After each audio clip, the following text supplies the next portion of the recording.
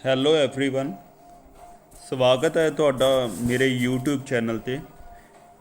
ਮੇਰਾ ਨਾਮ ਹੈ ਸੰਦੀਪ ਸਿੰਘ ਅਤੇ ਅੱਜ ਜਿਹੜਾ ਆਪਾਂ ਟੌਪਿਕ ਕਰਨ ਜਾ ਰਹੇ ਹਾਂ ਉਸ ਦਾ ਨਾਮ ਹੈਗਾ ਟਰਾਂਸਫਾਰਮਰ। ਇਹ ਸਟਰਕਚਰ ਤੁਸੀਂ ਸਾਰਿਆਂ ਨੇ ਦੇਖਿਆ ਹੋਣਾ ਉਹਦੀ ਗਲੀ ਮੁਹੱਲੇ 'ਚ, ਅਤੇ ਬਹੁਤਿਆਂ ਨੂੰ ਇਹਦਾ ਨਾਮ ਵੀ ਪਤਾ ਹੋਣਾ ਕਿ ਇਹਨੂੰ ਟਰਾਂਸਫਾਰਮਰ ਕਹਿੰਦੇ ਆ। ਅਤੇ ਆਪਾਂ ਅੱਜ ਦੇ ਲੈਕਚਰ 'ਚ ਕਿ ਟਰਾਂਸਫਾਰਮਰ ਕਾਹਦਾ ਬਣਿਆ ਹੁੰਦਾ, ਕਿਹੜੇ ਪ੍ਰਿੰਸੀਪਲ 'ਤੇ ਕੰਮ ਕਰਦਾ ਹੈ, ਇਹਦੇ ਐਪਲੀਕੇਸ਼ਨਸ ਕੀ ਨੇ, ਇਹ ਸਭ ਕੁਝ ਕਰਾਂਗੇ। ਕੰਟੈਂਟ ਕੀ ਹੈ ਆਪਣੇ ਇਸ ਚੈਪਟਰ ਦੇ, ਆਪਾਂ ਇਸ ਚੈਪਟਰ ਦੇ ਅੰਤ 'ਤੇ ਆਪਾਂ ਨੂੰ ਕੀ ਕੁਝ ਪਤਾ ਲੱਗੂ ਕਿ ਟਰਾਂਸਫਾਰਮਰ ਹੁੰਦਾ ਕੀ ਹੈ, ਇਹਦਾ ਸਟਰਕਚਰ ਅਤੇ ਵਰਕਿੰਗ ਪ੍ਰਿੰਸੀਪਲ ਕੀ ਹੈ, ਇਹਦੇ 'ਚ ਲੌਸਿਸ ਕਿਸ ਕਿਸ ਟਾਈਪ ਦੇ ਹੁੰਦੇ ਆ, ਇਹਦੀ ਐਪਲੀਕੇਸ਼ਨ ਕਿੱਥੇ ਕਿੱਥੇ ਵਰਤੋਂ ਆਉਂਦਾ। ਇਹ ਸਭ ਤੋਂ ਪਹਿਲਾਂ ਟਰਾਂਸਫਾਰਮਰ ਹੁੰਦਾ ਕੀ ਹੈ। ਟਰਾਂਸਫਾਰਮਰ ਇੱਕ ਇਹੋ ਜਿਹਾ ਡਿਵਾਈਸ ਹੈ ਜਿਹੜਾ ਕਿ ਇਲੈਕਟ੍ਰਿਕ ਪਾਵਰ ਨੂੰ ਇੱਕ ਵੋਲਟੇਜ ਲੈਵਲ ਤੋਂ ਦੂਜੇ ਵੋਲਟੇਜ ਲੈਵਲ 'ਤੇ ਚੇਂਜ ਕਰਕੇ ਦਿੰਦਾ ਹੈਗਾ। ਵੋਲਟੇਜ ਲੈਵਲ ਦਾ ਕੀ ਮਤਲਬ ਹੈ, ਵੋਲਟੇਜ ਲੈਵਲ ਨੂੰ ਘਟਾਉਂਦਾ ਜਾਂ ਵਧਾਉਂਦਾ ਹੈਗਾ। ਜਾਂ ਤਾਂ ਇਹ ਵੋਲਟੇਜ ਨੂੰ ਵਧਾ ਸਕਦਾ ਹੈ ਜਾਂ ਵੋਲਟੇਜ ਨੂੰ ਘਟਾ ਸਕਦਾ ਹੈ। ਕਿਵੇਂ? ਮੈਗਨੈਟਿਕ ਫੀਲਡ ਦੇ ਐਕਸ਼ਨ ਦੀ ਮਦਦ ਨਾਲ। ਠੀਕ ਹੈ। ਹੁਣ ਟਰਾਂਸਫਾਰਮਰ 'ਚ ਕੀ ਹੁੰਦਾ, ਦੋ ਜਾਂ ਦੋ ਤੋਂ ਵੱਧ ਇਲੈਕਟ੍ਰਿਕ ਸਰਕਿਟ ਹੁੰਦੇ ਨੇ। ਇਲੈਕਟ੍ਰਿਕ ਸਰਕਿਟ ਜਿਵੇਂ ਕਿ ਸਾਰਿਆਂ ਨੂੰ ਤੁਹਾਨੂੰ ਪਤਾ ਹੀ ਹੈ, ਇਲੈਕਟ੍ਰਿਕ ਸਰਕਿਟ ਕੀ ਹੁੰਦਾ, ਕੋਈ ਆਹ ਵੋਲਟੇਜ ਸੋਰਸ ਹੈ, ਆਹ ਰਜਿਸਟਰ ਹੈ, ਆਹ ਇੰਡਕਟੈਂਸ ਹੈ, ਇੰਡਕਟਰ ਹੈ। ਇਹ ਕੋਈ ਵੀ ਜਦੋਂ ਬਿਜਲੀ ਦੇ ਕੰਪੋਨੈਂਟ ਆਪਸ 'ਚ ਕਨੈਕਟਡ ਹੋਣ ਇਹਨੂੰ ਕਹਿ ਦਿੰਦੇ ਨੇ ਇਲੈਕਟ੍ਰਿਕ ਸਰਕਿਟ। ਠੀਕ ਹੈ। ਅਤੇ ਅੱਗੇ ਆਪਾਂ ਕਰਨ ਜਾਵਾਂਗੇ ਕਿ ਮੈਗਨੈਟਿਕਲੀ ਕਪਲਿੰਗ। ਮੈਗਨੈਟਿਕ ਕਪਲਿੰਗ ਕੀ ਹੁੰਦੀ ਹੈ ਕਿ ਆਹ ਸਰਕਿਟ 1 ਪਿਆ, ਇਹਦੇ ਕੋਲ ਕੋਈ ਸਰਕਿਟ 2 ਹੈ, ਇਹ ਆਹ ਲੋਡ ਹੈ, ਆਹ ਸਰਕਿਟ 2 ਹੈ। ਹੁਣ ਜਦੋਂ ਸਰਕਿਟ 1 'ਚ ਕਰੰਟ ਫਲੋ ਕਰਨ ਲੱਗੂਗਾ, ਕਰੰਟ ਇਸ ਡਾਇਰੈਕਸ਼ਨ ਫਲੋ ਕਰੂਗਾ। ਜੇ ਕਰੰਟ ਫਲੋ ਕਰੂਗਾ ਤਾਂ ਇੱਧਰ ਮੈਗਨੈਟਿਕ ਫਲਕਸ ਪੈਦਾ ਹੋਊਗਾ ਇਸ ਪ੍ਰਕਾਰ।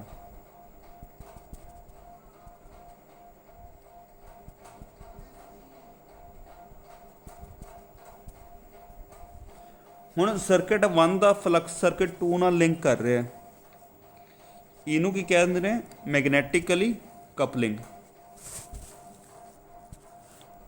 ਠੀਕ ਹੈ। ਇੱਕ ਕੰਸੈਪਟ ਹੋਰ ਜਿਹੜਾ ਆਪਾਂ ਸਾਰਿਆਂ ਨੇ ਪੜ੍ਹਿਆ ਹੀ ਹੋਇਆ, ਪਰ ਮੈਂ ਇੱਥੇ ਰਿਪੀਟ ਕਰ ਦਿੰਦਾ ਕਿ ਕੋਈ ਮੰਨ ਲਓ ਤਾਰ ਹੈ ਆਪਣੇ ਕੋਲੇ, ਆਹ ਵਾਇਰ ਹੈ, ਜੇ ਇਹਦੇ 'ਚ ਕਰੰਟ ਫਲੋ ਕਰ ਰਿਹਾ ਆਈ, ਤਾਂ ਜਦੋਂ ਵੀ ਕਿਸੇ ਕੰਡਕਟਰ 'ਚ ਕਰੰਟ ਫਲੋ ਕਰੂਗਾ ਤਾਂ ਇਹ ਇੱਕ ਮੈਗਨੈਟਿਕ ਫਲਕਸ ਪ੍ਰੋਡਿਊਸ ਕਰੂਗਾ, ਮੈਗਨੈਟਿਕ ਫਲਕਸ ਪੈਦਾ ਹੋਊਗਾ ਇਸ ਤਰ੍ਹਾਂ। ਇਸ ਮੈਗਨੈਟਿਕ ਫਲਕਸ ਦੀ ਆਪਾਂ ਵੈਲਿਊ ਕਿਵੇਂ ਕੱਢਦੇ ਹੁੰਦੇ ਹਾਂ, ਰਾਈਟ ਹੈਂਡ ਰੂਲ ਨਾਲ। ਮੈਂ ਇੱਕ ਵਾਰੀ ਇੱਥੇ ਰਾਈਟ ਹੈਂਡ ਰੂਲ ਵੀ ਰਿਪੀਟ ਕਰ ਦਿੰਦਾ। ਰਾਈਟ ਹੈਂਡ ਰੂਲ ਕੀ ਹੁੰਦਾ, ਕੋਈ ਕੰਡਕਟਰ 'ਚ ਕਰੰਟ ਫਲੋ ਕਰ ਰਿਹਾ ਅਤੇ ਜੇ ਆਪਾਂ ਜਿਹੜਾ ਕਰੰਟ ਦੁਆਰਾ ਮੈਗਨੈਟਿਕ ਫਲਕਸ ਪੈਦਾ ਕੀਤਾ ਗਿਆ ਉਹਦੀ ਡਾਇਰੈਕਸ਼ਨ ਪਤਾ ਕਰਨੀ ਹੈ ਤਾਂ ਆਪਾਂ ਉਹ ਰਾਈਟ ਹੈਂਡ ਰੂਲ ਨਾਲ ਪਤਾ ਕਰਦੇ ਹਾਂ। ਆਪਾਂ ਆਪਣਾ ਸੱਜਾ ਹੱਥ ਲੈਂਦੇ ਹਾਂ, ਸੱਜੇ ਹੱਥ ਦਾ ਅੰਗੂਠਾ ਉਸ ਦਿਸ਼ਾ 'ਚ ਕਰਦੇ ਹਾਂ ਜਿੱਧਰ ਨੂੰ ਕਰੰਟ ਫਲੋ ਕਰ ਰਿਹਾ। ਜਿਵੇਂ ਇਸ ਐਗਜ਼ਾਮਪਲ 'ਚ ਕੀ ਹੈ, ਕਰੰਟ ਥੱਲੇ ਨੂੰ ਫਲੋ ਕਰ ਰਿਹਾ, ਤਾਂ ਆਪਾਂ ਆਪਣੇ ਸੱਜੇ ਹੱਥ ਦਾ ਅੰਗੂਠਾ ਲੈ ਕੇ ਥੱਲੇ ਨੂੰ ਪੁਆਇੰਟ ਕਰਾਂਗੇ, ਥੱਲੇ ਨੂੰ ਪੁਆਇੰਟ ਕਰਕੇ ਆਪਾਂ ਆਪਣੀ ਮੁੱਠੀ ਬੰਦ ਕਰਾਂਗੇ, ਜਿੱਧਰ ਨੂੰ ਆਪਣੀਆਂ ਉਂਗਲਾਂ ਮੁੜਨਗੀਆਂ ਉਸ ਡਾਇਰੈਕਸ਼ਨ 'ਚ ਮੈਗਨੈਟਿਕ ਫਲਕਸ ਹੋਏਗਾ। ਉਂਗਲਾਂ ਸਾਰੇ ਜਣੇ ਕਰਕੇ ਦੇਖੋ ਕਿੱਧਰ ਨੂੰ ਮੁੜ ਰਹੀਆਂ, ਇਸ ਡਾਇਰੈਕਸ਼ਨ 'ਚ। ਇਹ ਦੁਬਾਰਾ ਸਮਝ ਲਓ ਕਿ ਆਪਾਂ ਸੱਜੇ ਹੱਥ ਦਾ ਅੰਗੂਠਾ ਉਸ ਦਿਸ਼ਾ 'ਚ ਕਰਨਾ ਹੈ ਜਿੱਧਰ ਕਰੰਟ ਫਲੋ ਕਰ ਰਿਹਾ, ਅਤੇ ਆਪਾਂ ਆਪਣੀ ਮੁੱਠੀ ਬੰਦ ਕਰ ਲੈਣੀ ਹੈ, ਅਤੇ ਜਿੱਧਰ ਨੂੰ ਆਪਣੀ ਉਂਗਲਾਂ ਦੀ ਡਾਇਰੈਕਸ਼ਨ ਹੋਏਗੀ ਉਸ ਦਿਸ਼ਾ 'ਚ ਮੈਗਨੈਟਿਕ ਫਲਕਸ ਹੋਏਗਾ। ਠੀਕ ਹੈ। ਤਾਂ ਟਰਾਂਸਫਾਰਮਰ 'ਚ ਕੀ ਹੈ ਕਿ ਦੋ ਜਾਂ ਦੋ ਤੋਂ ਵੱਧ ਇਲੈਕਟ੍ਰਿਕ ਸਰਕਿਟ ਹੁੰਦੇ ਨੇ ਜਿਹੜੇ ਕਿ ਮੈਗਨੈਟਿਕਲੀ ਕਪਲਡ ਹੁੰਦੇ ਨੇ। ਮਤਲਬ ਇੱਕ ਸਰਕਿਟ ਦਾ ਫਲਕਸ ਦੂਜੇ ਫਲਕਸ ਸਰਕਿਟ ਦੇ ਨਾਲ ਲਿੰਕ ਕਰ ਰਿਹਾ ਹੁੰਦਾ ਗਾ। ਠੀਕ ਹੈ। ਟਰਾਂਸਫਾਰਮਰ ਆਪਣੇ ਵਾਸਤੇ ਯੂਜ਼ੇਬਲ ਕਾਹਤੋਂ ਕੰਮ ਦੇ ਨੇ ਕਿ ਇਹ ਨਾ ਆਪਾਂ ਨੂੰ ਇੱਕ ਸੌਖਾ ਤਰੀਕਾ ਦਿੰਦੇ ਨੇ ਜਿਹਦੇ ਨਾਲ ਆਪਾਂ ਵੋਲਟੇਜ ਦਾ ਲੈਵਲ ਈਜ਼ੀਲੀ ਚੇਂਜ ਕਰ ਸਕਦੇ ਹਾਂ। ਮਤਲਬ ਵੋਲਟੇਜ ਨੂੰ ਵਧਾ ਜਾਂ ਘਟਾ ਆਪਾਂ ਸੌਖੇ ਤਰੀਕੇ ਨਾਲ ਕਰ ਸਕਦੇ ਹਾਂਗੇ। ਹੁਣ ਟਰਾਂਸਫਾਰਮਰ ਬੇਸਿਕਲੀ ਹੁੰਦਾ ਕੀ ਹੈ? ਟਰਾਂਸਫਾਰਮਰ ਇੱਕ ਨਾ ਸਟੈਟਿਕ ਪੀਸ ਹੈ। ਸਟੈਟਿਕ ਪੀਸ ਦਾ ਮਤਲਬ ਕੀ ਹੋਇਆ ਕਿ ਇਹਦੇ 'ਚ ਕੋਈ ਮੂਵਿੰਗ ਜਾਂ ਰੋਟੇਟਿੰਗ ਪਾਰਟ ਨਹੀਂ ਹੈਗਾ। ਇਹਦੇ 'ਚ ਕਿਸੇ ਵੀ ਪੁਰਜਾ ਕਿਸੇ ਵੀ ਤਰ੍ਹਾਂ ਦਾ ਹਿਲਦਾ ਨਹੀਂ ਗਾ। ਉਹ ਕੋਈ ਮੂਵਮੈਂਟ ਨਹੀਂ ਹੁੰਦੀ, ਸਾਰਾ ਸਟਿਲ ਹੁੰਦਾ। ਠੀਕ ਹੈ। ਇੱਕ ਸਟੈਟਿਕ ਪੀਸ ਹੈ ਜਿਹਦੇ 'ਚ ਕਿ ਇਲੈਕਟ੍ਰਿਕ ਪਾਵਰ ਇੱਕ ਕਿਸੇ ਅਲਟਰਨੇਟਿੰਗ ਕਰੰਟ ਸਰਕਿਟ ਤੋਂ ਦੂਜੇ ਇਲੈਕਟ੍ਰਿਕ ਸਰਕਿਟ 'ਚ ਟਰਾਂਸਫਰ ਕੀਤੀ ਜਾਂਦੀ ਹੈ। ਹੁਣ ਅਲਟਰਨੇਟਿੰਗ ਕਰੰਟ ਸਰਕਿਟ ਹੀ ਕਾਹਤੋਂ ਜ਼ਰੂਰੀ ਹੈ? ਡਾਇਰੈਕਟ ਕਰੰਟ ਸਰਕਿਟ 'ਚ ਕਾਹਤੋਂ ਨਹੀਂ ਇਲੈਕਟ੍ਰਿਕ ਪਾਵਰ ਟਰਾਂਸਫਰ ਕਰ ਸਕਦੇ? ਹੁਣ ਜੇ ਆਪਾਂ ਡੀਸੀ ਕਰੰਟ ਦੇਖੀਏ ਤਾਂ ਡੀਸੀ ਕਰੰਟ ਕਿਸ ਪ੍ਰਕਾਰ ਹੁੰਦਾ ਹੈਗਾ? ਡੀਸੀ ਕਰੰਟ ਹਮੇਸ਼ਾ ਕੌਨਸਟੈਂਟ ਰਹਿੰਦਾ। ਮੰਨ ਲਓ 5 ਐਂਪੀਅਰ ਦਾ ਡੀਸੀ ਕਰੰਟ ਹੈ ਤਾਂ ਇਹ T=1 ਤੇ T=T1 ਤੇ ਹਮੇਸ਼ਾ 5 ਐਂਪੀਅਰ ਹੀ ਰਹੇਗਾ। ਇਸ ਵਜ੍ਹਾ ਨਾਲ ਕੀ ਹੁੰਦਾ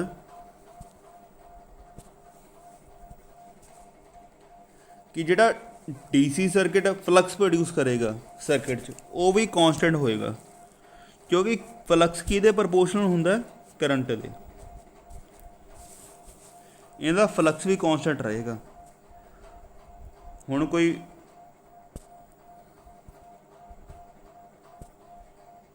ਕੰਡਕਟਰ ਆਪਣੇ ਕੋਲੇ, ਇਹਦੇ 'ਚ ਡੀਸੀ ਕਰੰਟ ਫਲੋ ਕਰ ਰਿਹਾ ਹੈਗਾ ਅਤੇ ਇਹਦਾ ਫਲਕਸ ਕੀ ਹੈ?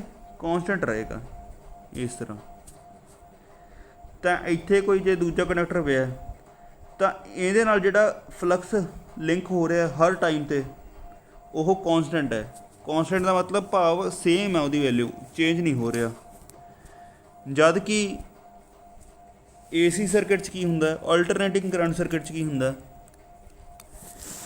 ਮੰਨ ਲਓ ਤੁਹਾਡੇ ਕੋਲ ਆਲਟਰਨੇਟਿੰਗ ਕਰੰਟ ਹੈਗਾ I=IM sin ωt।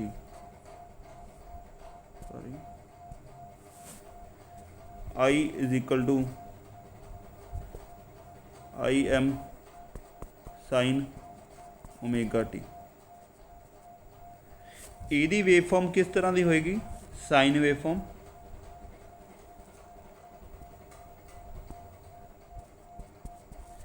ਇਹ ਦੇਖੋ ਤੁਸੀਂ ਹਰ ਟਾਈਮ ਪੀਰੀਅਡ 'ਤੇ ਕਰੰਟ ਦੀ ਵੈਲਿਊ ਚੇਂਜ ਹੋ ਰਹੀ ਹੈ। ਅਤੇ ਹੁਣੀ ਮੈਂ ਤੁਹਾਨੂੰ ਦੱਸਿਆ ਹੀ ਹੈ ਕਿ ਫਲਕਸ ਕਰੰਟ ਦੇ ਡਾਇਰੈਕਟਲੀ ਪ੍ਰਪੋਰਸ਼ਨਲ ਹੁੰਦਾ, ਤਾਂ ਇਹਦਾ ਫਲਕਸ ਹਮੇਸ਼ਾ ਚੇਂਜ ਹੁੰਦਾ ਰਹੇਗਾ। ਫਲਕਸ ਕਿਸ ਤਰ੍ਹਾਂ ਦਾ ਹੋਏਗਾ ਏਸੀ ਸਰਕਿਟ ਦਾ? ਜਿਹੜਾ ਆਪਾਂ ਹੁਣੀ ਵੇਵਫਾਰਮ ਕੀਤੀ ਹੈ ਇਸੇ ਤਰ੍ਹਾਂ ਦਾ ਹੋਏਗਾ। ਇਹ ਫਲਕਸ ਦਾ ਸਿੰਬਲ ਹੁੰਦਾ। ਫਲਕਸ ਕੀ ਹੈ? ਹਰ ਪੁਆਇੰਟ 'ਤੇ ਚੇਂਜ ਕਰਦਾ ਰਹੂਗਾ। ਇਸ ਪੁਆਇੰਟ 'ਤੇ T1 'ਤੇ ਫਲਕਸ ਦੀ ਵੈਲਿਊ ਆ ਹੈਗੀ, T2 'ਤੇ ਫਲਕਸ ਦੀ ਵੈਲਿਊ ਫੇਰ ਚੇਂਜ ਹੋ ਗਈ। ਇੱਥੇ ਮੰਨ ਲਓ ਜੇ φ1 ਹੈ, ਇੱਥੇ ਹੋ ਗਈ φ2। ਠੀਕ ਹੈ। ਭਾਵ ਫਲਕਸ ਦੀ ਵੈਲਿਊ ਚੇਂਜ ਕਰਦੀ ਰਹਿੰਦੀ ਹੈ। ਹੁਣ ਜੇ ਕੋਈ ਤਾਰ ਹੈ ਇੱਥੇ ਇਹਦੇ 'ਚ ਕਰੰਟ ਫਲੋ ਕਰ ਰਿਹਾ ਹੈਗਾ, ਏਸੀ ਕਰੰਟ। ਪਹਿਲਾਂ ਇਹਨੇ T1 ਤੇ ਇਹਦਾ ਫਲਕਸ ਆ ਸੀਗਾ, ਠੀਕ ਹੈ। ਇਸੇ ਸਰਕਟ 'ਚ T2 ਤੇ ਫਲਕਸ ਕਿੰਨਾ ਹੋ ਜਾਏਗਾ, T2 ਤੇ ਫਲਕਸ ਚੇਂਜ ਹੋ ਜਾਏਗਾ। ਮੰਨ ਲਓ ਫਲਕਸ ਦੀ ਵੈਲਿਊ ਵੱਧ ਗਈ ਹੈ, ਇੱਥੇ ਦੂਜਾ ਕੰਡਕਟਰ ਪਿਆ ਸੀ, ਪਹਿਲਾਂ ਉਹਦੇ ਨਾਲ ਇਹ ਫਲਕਸ ਲਿੰਕ ਹੋ ਰਿਹਾ ਸੀਗਾ, ਹੁਣ ਇਹਦੇ ਨਾਲ ਇਹ ਫਲਕਸ ਲਿੰਕ ਹੋ ਰਿਹਾ ਹੈਗਾ। ਜਿਹੜਾ ਆਹ ਕੰਡਕਟਰ ਹੈ C2, ਇਹਦੀ ਜਗ੍ਹਾ ਨਹੀਂ ਚੇਂਜ ਹੋਈ, ਇਹ ਆਪਣੀ ਜਗ੍ਹਾ 'ਤੇ ਹੀ ਹੈ, ਪਰ ਇਹਦੇ ਨਾਲ ਜਿਹੜਾ ਫਲਕਸ ਲਿੰਕ ਹੋ ਰਿਹਾ ਉਹ ਚੇਂਜ ਹੋ ਰਿਹਾ।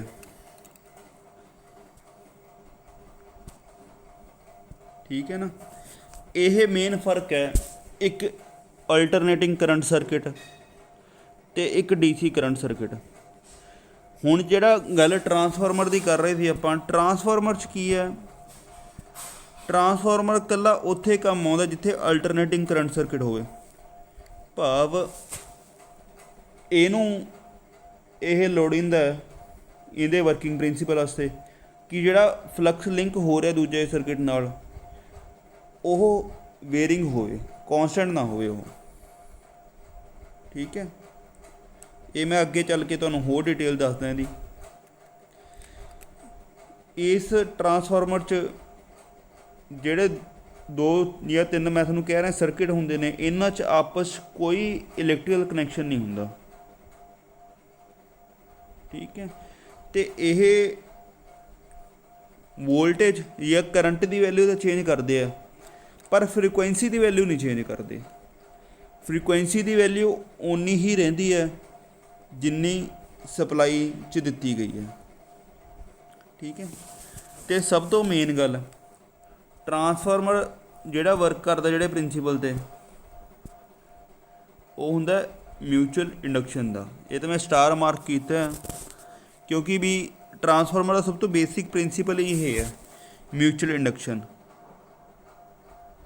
ਹੁਣ ਮਿਊਚੁਅਲ ਇੰਡਕਸ਼ਨ ਕੀ ਹੁੰਦਾ,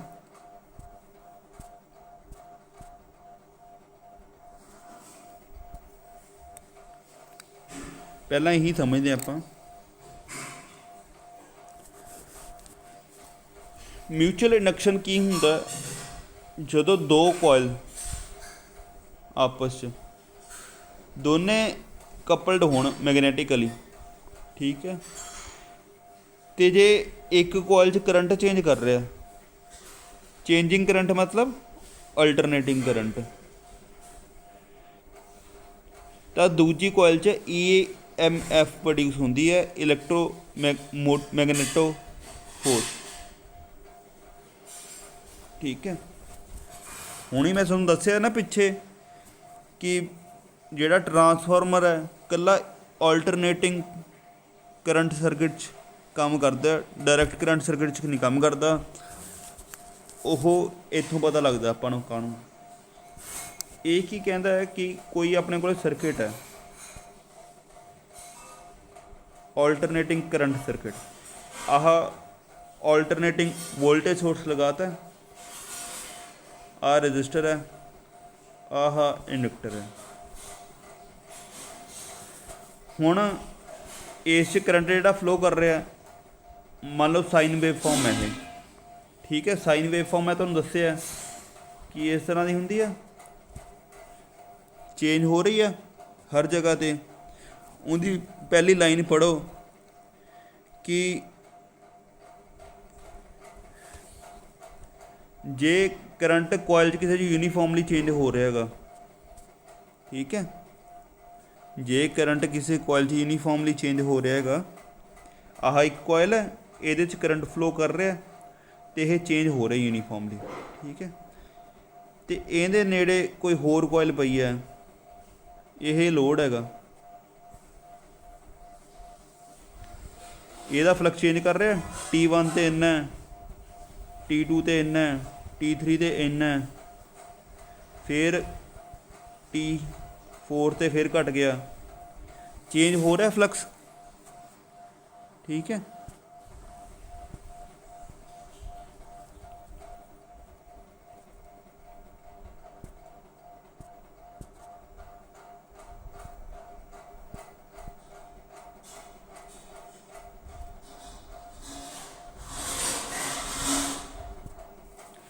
ਫਲਕਸ ਇੱਥੇ ਚੇਂਜ ਹੋ ਰਿਹਾ।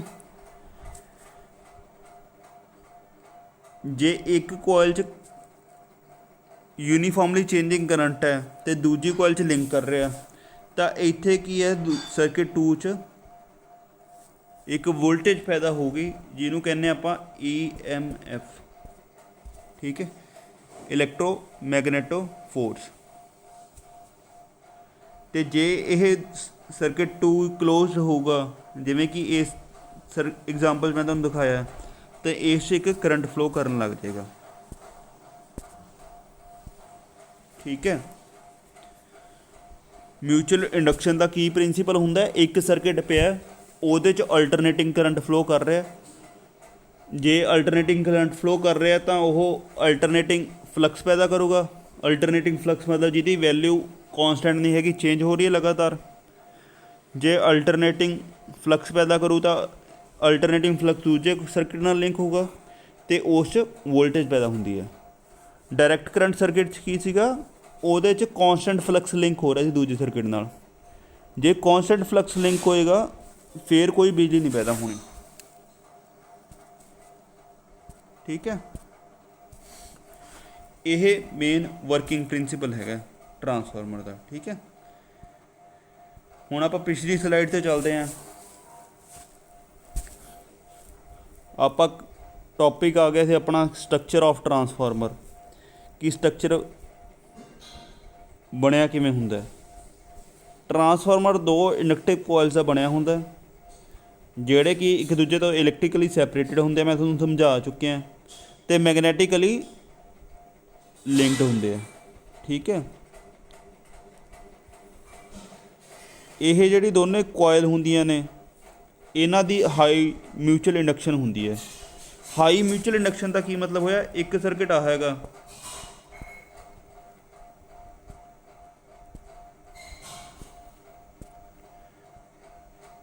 ਇੱਕ ਸਰਕਿਟ ਆ ਹੈਗਾ, ਇੱਕ ਆ ਹੈਗਾ।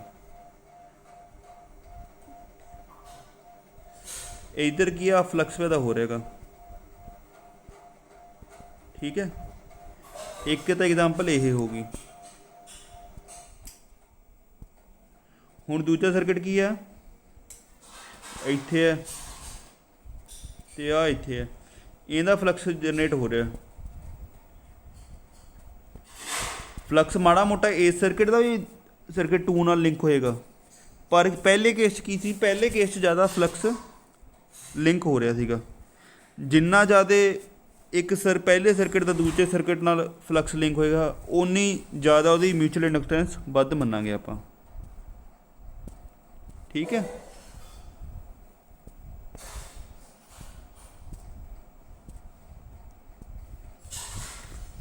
ਟਰਾਂਸਫਾਰਮਰ ਕੀ ਹੈ, ਦੋ ਇੰਡਕਟਿਵ ਕੋਇਲ ਦਾ ਬਣਿਆ ਹੁੰਦਾ, ਜਿਹੜੇ ਇਲੈਕਟ੍ਰੀਕਲੀ ਸੈਪਰੇਟਡ ਹੁੰਦੇ ਇੱਕ ਦੂਜੇ ਤੋਂ, ਠੀਕ ਹੈ।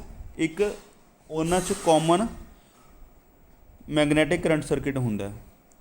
ਇਹਨਾਂ ਦੋਨਾਂ ਕੋਇਲ ਦੀ ਮਿਊਚੁਅਲ ਇੰਡਕਸ਼ਨ ਬਹੁਤ ਜ਼ਿਆਦਾ ਹੁੰਦੀ ਹੈਗੀ। ਜਿਹੜੀ ਕੋਇਲ ਨਾਲ ਆਪਾਂ ਵੋਲਟੇਜ ਸੋਰਸ ਲਿੰਕ ਕਰਦੇ ਹਾਂ, ਜੋੜਦੇ ਹਾਂ, ਉਹਨੂੰ ਕਹਿੰਦੇ ਪ੍ਰਾਇਮਰੀ ਵਾਈਂਡਿੰਗ P, ਅਤੇ ਜਿਹੜੀ ਨਾਲ ਆਪਾਂ ਲੋਡ ਕਨੈਕਟ ਕਰਦੇ ਹਾਂ, ਆਪਣਾ ਲੋਡ ਕੀ ਹੁੰਦਾ, ਕੋਈ ਵੀ ਇਲੈਕਟ੍ਰਿਕ ਇਕਵਿਪਮੈਂਟ, ਉਹਨੂੰ ਕਹਿੰਦੇ ਸੈਕੰਡਰੀ ਵਾਈਂਡਿੰਗ, ਠੀਕ।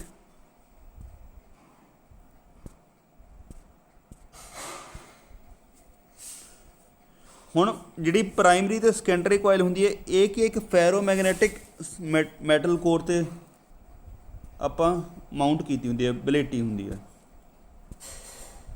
ਜਿਹੜਾ ਆਹ ਸਟਰਕਚਰ ਹੈ ਨਾ, ਇਹ ਫੈਰੋਮੈਗਨੈਟਿਕ ਮਟੀਰੀਅਲ ਹੁੰਦਾ।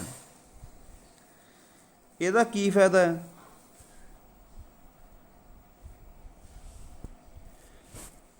ਜੇ ਦੋ ਕੋਇਲ ਹੈ ਕੋਲੇ ਕੋਲੇ ਪਈਆਂ ਅਤੇ ਆਸੇ ਪਾਸੇ ਖਾਲੀ ਏਅਰ ਹੈ, ਤਾਂ ਕਿ ਏਅਰ 'ਚ ਇਹ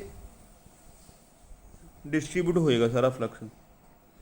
ਪਰ ਇਸੇ ਜਗ੍ਹਾ ਜੇ ਆਇਰਨ ਫੈਰੋਮੈਗਨੈਟਿਕ ਮੈਟਲ ਕੋਰ ਪਈ ਹੈ, ਮੰਨ ਲਓ ਸੌਫਟ ਆਇਰਨ ਪਿਆ ਹੈਗਾ, ਤਾਂ ਸਾਰਾ ਫਲਕਸ ਇਸੇ 'ਚੋਂ ਫਲੋ ਕਰੇਗਾ। ਇਹਦਾ ਕੀ ਕਾਰਨ, ਕਿਉਂਕਿ ਜਿਹੜਾ ਫੈਰੋਮੈਗਨੈਟਿਕ ਮਟੀਰੀਅਲ ਹੁੰਦਾ ਹੈ, ਇਹ ਬਹੁਤ ਹੀ ਘੱਟ ਰੈਜ਼ਿਸਟੈਂਸ ਦਿੰਦਾ ਹੈਗਾ ਫਲਕਸ ਨੂੰ, ਕੋਈ ਰੁਕਾਵਟ ਨਹੀਂ ਪੈਦਾ ਕਰਦਾ। ਅਤੇ ਆਪਾਂ ਕੀਤਾ ਹੀ ਹੈ ਕਿ ਇਲੈਕਟ੍ਰਿਕ ਕਰੰਟ ਜਾਂ ਫਲਕਸ ਉਸ ਪਾਸ 'ਚ ਫਲੋ ਕਰਦੇ ਨੇ ਜਿਹੜਾ ਰੈਜ਼ਿਸਟੈਂਸ ਬਹੁਤ ਘੱਟ ਦਿੰਦਾ ਹੋਵੇ।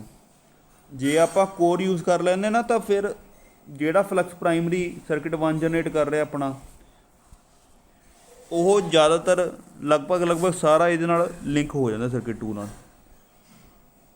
ਜੇ ਆਪਾਂ ਕੋਈ ਇਹੋ ਜਿਹੀ ਕੋਰ ਨਹੀਂ ਰੱਖਾਂਗੇ, ਖਾਲੀ ਹਵਾ ਉਹ ਇੱਥੇ, ਤਾਂ ਫਿਰ ਲੌਸਿਸ ਜ਼ਿਆਦਾ ਹੋ ਜਾਣਗੇ, ਸਾਰਾ ਫਲਕਸ ਨਹੀਂ ਲਿੰਕ ਹੋਣਾ।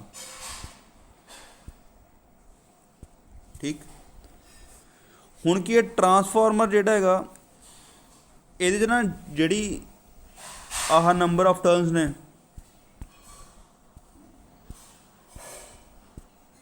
ਆਹ ਵਾਲੀਆਂ ਪ੍ਰਾਇਮਰੀ ਦੀਆਂ ਅਤੇ ਸੈਕੰਡਰੀ ਦੀਆਂ, ਕਿੰਨੀ ਟਰਨਸ ਨੇ, ਕਿੰਨੀ ਵਾਰੀ ਬਲੇਟੀ ਹੋਈ ਹੈ ਤਾਰ, ਇਹ 'ਤੇ ਬਹੁਤ ਜ਼ਿਆਦਾ ਡਿਪੈਂਡ ਕਰਦਾ ਇਹਦਾ ਐਕਸ਼ਨ, ਕਿ ਵੋਲਟੇਜ ਆਪਾਂ ਘਟਾਉਣੀ ਹੈ ਜਾਂ ਵਧਾਉਣੀ ਹੈ, ਇਸ ਚੀਜ਼ਾਂ 'ਤੇ ਡਿਪੈਂਡ ਕਰਦਾ ਸਾਰਾ। ਇਹ ਮੈਂ ਤੁਹਾਨੂੰ ਸਾਰਾ ਅੱਗੇ ਦੱਸੂੰਗਾ।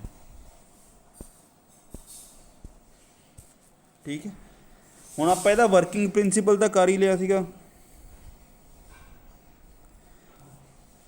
ਠੀਕ ਹੈ,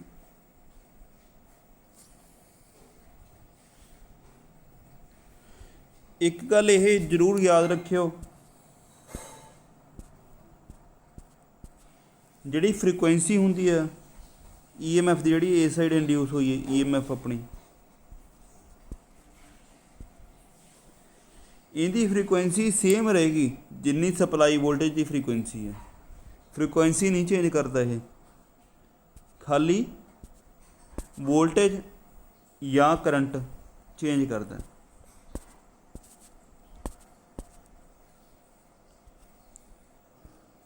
ਹੁਣ ਅਗਾਂਹ ਵਾਲੇ ਆਪਾਂ ਇਹਦੇ ਟੌਪਿਕ ਅਗਲੇ ਲੈਕਚਰ 'ਚ ਕਰਾਂਗੇ। ਅੱਜ ਦੇ ਲੈਕਚਰ 'ਚ ਇੰਨਾ ਹੀ ਸੀਗਾ। ਤੁਹਾਡਾ ਲੈਕਚਰ ਲਗਾਉਣ ਦਾ ਸਾਰੇ ਜਣਿਆਂ ਦਾ ਬਹੁਤ ਜ਼ਿਆਦਾ ਧੰਨਵਾਦ, ਅਤੇ ਮਿਲਦੇ ਹਾਂ ਅਗਲੇ ਲੈਕਚਰ 'ਚ।